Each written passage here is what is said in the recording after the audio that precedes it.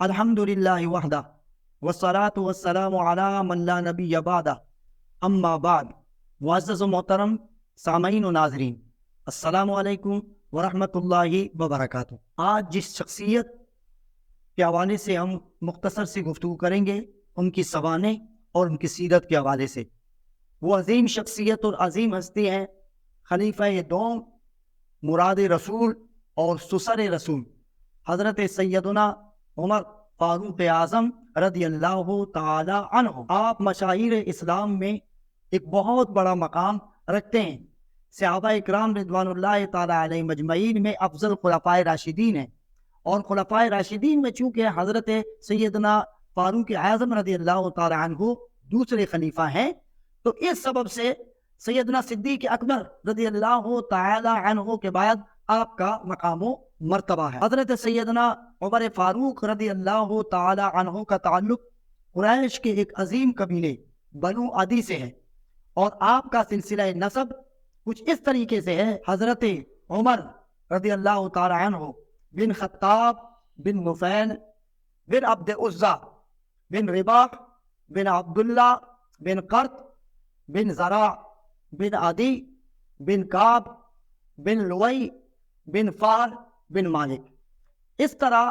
آپ رضی اللہ تعالی عنہ کا سلسلہ نسب 8ویں پشت میں جا کر رسول اکرم صلی اللہ تعالی علیہ وسلم سے ملتا ہے۔ حضرت سیدنا فاروق اعظم رضی اللہ تعالی عنہ کی جو ولادت ہوئی وہ 590 عیسوی یعنی 590 after death of Isa AD۔ تو حضرت عمر رضی اللہ تعالی عنہ مکہ مکرمہ میں 590 عیسوی میں پیدا ہوئے، اور نبوت کے 6 سال یعنی 6th year of prophethood یعنی نبوت کے 6 سال میں آپ دائرہ اسلام میں داخل ہوئے۔ آپ جس وقت اسلام لائے اس وقت رسول اکرم صلی اللہ تعالی علیہ وسلم دار ارقم میں موجود تھے، اور یہ واقعہ تو مشہور ہے، آپ سب نے سن رکھا ہے کہ آپ رضی اللہ تعالی عنہ معاذ اللہ رسول اللہ صلی اللہ تعالی علیہ وسلم کے قتل کے ارادے سے نکلے تھے، لیکن جب قرآن مجید کی آیات جو آپ کی ہمشیرہ آپ کی بہن پڑھ رہی تھی اس کو سن کر آپ کا دل نرم ہوا، اور آپ اسلام لانے پر آمادہ ہو گئے قلبی اور ذہنی طور پر۔ اور جب آپ دار ارقم میں ایمان لائے تو رسول اللہ صلی اللہ تعالی علیہ وسلم نے فرط جذبات اور مسرت و شادمانی سے آپ نے نعرہ تکبیر بلند کیا، اور روایات میں آیا کہ قریش جو اس وقت بیت اللہ میں بیٹھے ہوئے تھے، جب انہوں نے رسول اکرم صلی اللہ تعالی علیہ وسلم کے نعرہ تکبیر سنی تو انہیں یہ گمان ہوا کہ ضرور کوئی بہت بڑا ہستی ایمان لے کر آئی ہے۔ بعد میں پتہ چلا کہ وہ ہستی اور وہ شخصیت حضرت عمر رضی اللہ تعالی عنہ ہیں، اور جب حضرت عمر ایمان لائے تو رسول اکرم صلی اللہ تعالی علیہ وسلم نے آپ کو فاروق یعنی حق اور باطل کے درمیان فرق کرنے والی ذات اور فرق کرنے والی شخصیت اور فرق کرنے والی ہستی قرار دیا۔ اور رسول اللہ صلی اللہ تعالی علیہ وسلم نے جس وقت خوشی اور مسرت اور شادمانی کا اظہار فرمایا تو ابن ماجہ میں حدیث ہے کہ حضرت جبریل امین علیہ السلام آپ صلی اللہ تعالی علیہ وسلم کے پاس آئے، کہا کہ یا رسول اللہ، جس خوشی کا اظہار آپ فرما رہے ہیں، آسمانوں میں بھی حضرت عمر کے ایمان لانے پر رب تعالیٰ نے فرشتوں کو جشن اور خوشی منانے کا حکم دیا ہے۔ اور اسی وجہ سے حضرت عبداللہ ابن عباس رضی اللہ تعالیٰ عنہ کہتے ہیں کہ جب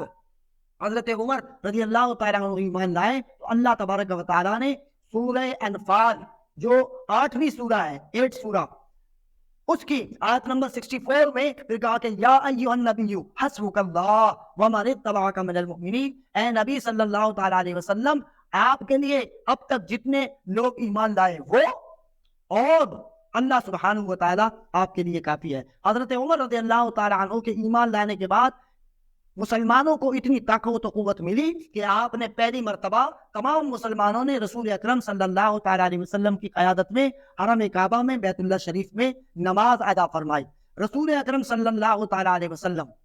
نے حضرت عمر رضی اللہ تعالی عنہ کے لیے یہ ارشاد فرمایا، یہ کتنا بڑا ریوارڈ اور ایوارڈ اور ٹائٹل ہے حضرت عمر رضی اللہ تعالی عنہ کے لیے کہ حضور اکرم صلی اللہ تعالی علیہ وسلم نے فرمایا لو کان نبی بعدی لکان عمر، اگر میرے بعد کوئی نبی آنا روا ہوتا، میں خاتم النبیین نہ ہوتا، تو میرے بعد جو نبی آتا وہ عمر ہوتے، یعنی حضرت عمر کے اندر تمام خصلتیں اور تمام کیپیبلٹی اور ابیلٹیز موجود ہیں جو کہ نبی کے اندر موجود ہوتی ہیں، لیکن حضور نے فرمایا انا خاتم النبیین لا نبی بعدی، کیونکہ میں خاتم النبیین ہوں، میرے بعد کوئی نبی نہیں آئے گا۔ اگر آنا ہوتا تو وہ حضرت عمر ہوتے۔ اسی طرح حدیث پاک میں آیا کہ حضرت عمر رضی اللہ تعالی عنہ کی اتنی فضیلتیں ہیں، جبریل امین نے کہا کہ یا رسول اللہ، اگر میں نوح علیہ السلام کی عمر تک میں عمر کے فضائل بیان کرتا رہوں تو نوح کی عمر ختم ہو جائے گی، لیکن فضائل عمر ختم نہیں ہوں گے۔ آپ اس سے اندازہ لگائیں کہ 950 ایئر more less حضرت نوح علیہ السلام کی عمر تھی، یعنی جبریل امین حضرت عمر فاروق رضی اللہ تعالی عنہ کی جو فضائل ہیں وہ بیان کرے 950 ایئرس تک، لیکن حضرت عمر رضی اللہ تعالی عنہ کے فضائل ختم نہیں ہوں گے۔ اور حضور علیہ الصلوۃ والسلام نے فرمایا کہ الحق علی لسان عمر، کہ عمر کی زبان سے ہمیشہ حق نکلتا ہے۔ اور امام جلال الدین سیوطی رحمت اللہ تعالی علیہ نے یہ لکھا کہ حضرت عمر رضی اللہ تعالی عنہ کی موافقت میں اللہ تبارک و تعالیٰ نے کم و بیش 20 آیتیں نازل فرمائیں۔ چلو اگر 20 نہیں، امام ابن حجر عسقلانی جو بخاری کے شارح ہیں، شارح بخاری ہیں، امام ابن حجر عسقلانی کہتے ہیں کہ 6 آیتیں حضرت عمر رضی اللہ تعالی عنہ کی موافقت میں نازل ہوئی۔ اسی لیے کہا گیا، اعلیٰ حضرت رحمت اللہ تعالی علیہ فرماتے ہیں کہ ترجمان نبی ہم زبان نبی، جان شان عدالت پہ لاکھوں سلام، فارق حق و باطل امام الہدا تیغ مسنون شدت پہ لاکھوں سلام، وہ عمر جس کے آدھا پہ شیدا سقر اس خدا دوست حضرت پہ لاکھوں سلام۔ حضرت سیدنا فاروق اعظم رضی اللہ تعالی عنہ کم و بیش 10 سال خلافت پر متمکن رہے۔ آپ نے سلطنت اور زمام حکومت سنبھالی اور آپ بہترین ایڈمنسٹریٹر تھے، اور آپ نے جس طریقے کا سسٹم اور نظام حکومت اور گورنمنٹ سسٹم چلایا، آج یورپ کے اندر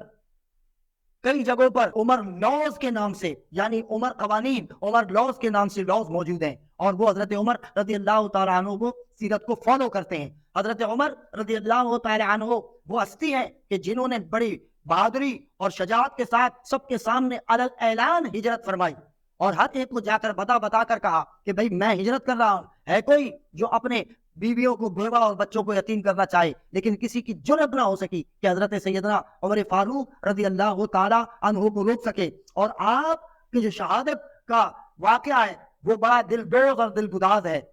کیونکہ آپ ایک بہادر اور شجاع تھے، کسی کی جرأت نہیں تھی کہ حضرت عمر رضی اللہ تعالی عنہ کا سامنے سے مقابلہ کر سکے۔ اسی لیے مغیرہ بن شعبہ کا ایک غلام تھا، ابو لہل فیروز، اس نے حالت نماز میں پیچھے سے خنجر کا وار کیا اور حضرت عمر رضی اللہ تعالی عنہ کو شہید کر دیا۔ اور آپ جب زخمی ہوئے اور روایات میں یہ آیا، تاریخ دان یہ لکھتے ہیں، مورخین لکھتے ہیں کہ وہ 27 ذی الحج تھی جب آپ کو یہ زخم لگا۔ اس نے زہر میں بجھا ہوا خنجر آپ کو مارا، جس کی وجہ سے آپ زخمی ہو گئے۔ اور پھر یکم محرم الحرام سن 24 ہجری 24 ہجری وہ آپ کا وصال ہوا، آپ کی شہادت ہوئی، اور وہ تقریباً 647 یعنی 647 عیسوی آفٹر ڈیتھ آف عیسیٰ۔ یہ جیسے آج 2023 ہے، 2023، تو اس وقت 647 آفٹر ڈیتھ آف عیسیٰ کا سال تھا۔ تو حضرت صہیب رومی رضی اللہ تعالی عنہ نے آپ کی وصیت اور آپ کی ہدایت کے مطابق حضرت عمر کی نماز جنازہ پڑھائی، اور آپ نے اپنے بیٹے حضرت عبداللہ ابن عمر سے کہا کہ امی عائشہ کے پاس جانا، اور جب میں شہید ہو جاؤں تو ان کے پاس مجھے پیش کر دینا، اور ان سے عرض کرنا کہ بندہ حکیم عمر بن خطاب اجازت کا طلبگار ہے کہ اسے اپنے 2 محبوب ساتھیوں رسول اکرم صلی اللہ تعالی علیہ وسلم اور حضرت صدیق اکبر کے پہلو میں ان کے قدموں میں دفن کر دیا جائے۔ جب حضرت عبداللہ ابن عمر نے حضرت سیدہ عائشہ صدیقہ رضی اللہ تعالی عنہ سے حضرت عمر رضی اللہ تعالی عنہ کی یہ خواہش پیش کی، تو آپ رضی اللہ تعالی عنہ حضرت عائشہ صدیقہ رضی اللہ تعالی عنہ پھوٹ کر رونے لگی۔ کہا کوئی اور ہوتا تو شاید میں اجازت نہ دیتی، یہ جگہ میں نے اپنے لیے مخصوص کر رکھی تھی کہ میں اپنے شوہر اور اپنے والد گرامی کے پہلو میں آرام کروں گی بعد از وصال، لیکن عمر کا بڑا مقام ہے۔ رسول اللہ صلی اللہ تعالی علیہ وسلم محبت کرتے تھے حضرت عمر رضی اللہ تعالیٰ عنہ سے، لہٰذا میں سیکریفائس کرتی ہوں، اثار کرتی ہوں، قربانی دیتی ہوں حضرت عمر کے لیے۔ اور حضرت عمر رضی اللہ تعالیٰ عنہ کی ہمیشہ وہ کی جانے والی دعا جو بخاری شریف کے اندر موجود ہے کہ حضرت عمر کہتے تھے اللہم اجعل شہادتن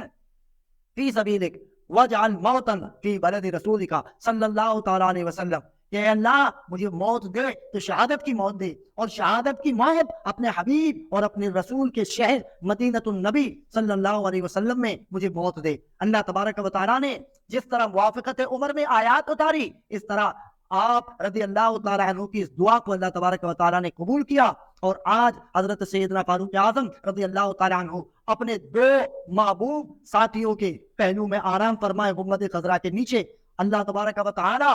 اس دور میں بھی کوئی غلام عمر پیدا کرے تاکہ امت مسلمہ پھر سے اس دنیا میں راج کرنے لگ جائے۔ اللہ تبارک و تعالیٰ سیدنا فاروق اعظم رضی اللہ تعالیٰ عنہ کے مزار پر کروڑوں رحمتیں برکتیں نازل فرمائے، اور ان کے فیوز و برکات سے ہم سب کو حصہ وافر عطا فرمائے۔ وما علینا الا البلاغ۔ والسلام علیکم ورحمۃ اللہ وبرکاتہ۔